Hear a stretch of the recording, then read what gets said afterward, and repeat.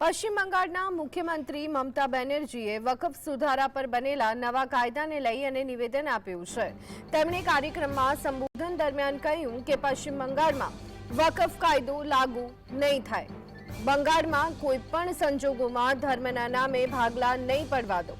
જ્યાં સુધી મમતા દીદી પશ્ચિમ બંગાળમાં છે ત્યાં સુધી તેઓ મુસ્લિમ સમુદાયની સંપત્તિનું રક્ષણ કરશે। બંગાળમાં ધર્મના નામે ભાગલા પાડવું અને રાજ કરવુંની નીતિ સફળ નહીં થાય। મમતા બેનર્જીએ કોલકાતામાં જૈન ધર્મના કાર્યક્રમમાં સંબોધન કરતા કહ્યું, કેટલાક લોકો પૂછે છે કે હું દરેક ધર્મના સ્થળોની મુલાકાત કેમ લઉં છું। હું આખી જિંદગી દરેક ધર્મના સ્થળ પર જઈશ। જો કોઈ મને ગોળી મારે તો પણ હું એકતાથી અલગ થઈ શકતી નથી। બંગાળમાં ધર્મના નામે કોઈ વિભાજન થશે નહીં। જીવો અને જીવવા દો, એ જ આપણો રસ્તો છે। મમતા બેનર્જીના નિવેદન પર ભાજપના નેતા અને પશ્ચિમ બંગાળ વિધાનસભામાં વિરોધ પક્ષના નેતા સુવેન્દુ અધિકારીએ તેમને ધર્મનું સર્ટિફિકેટ આપતા કહ્યું, મમતા નકલી હિન્દુ છે। તેમણે તેમની ભાષા અને આચરણ દ્વારા આ સાબિત કર્યું છે।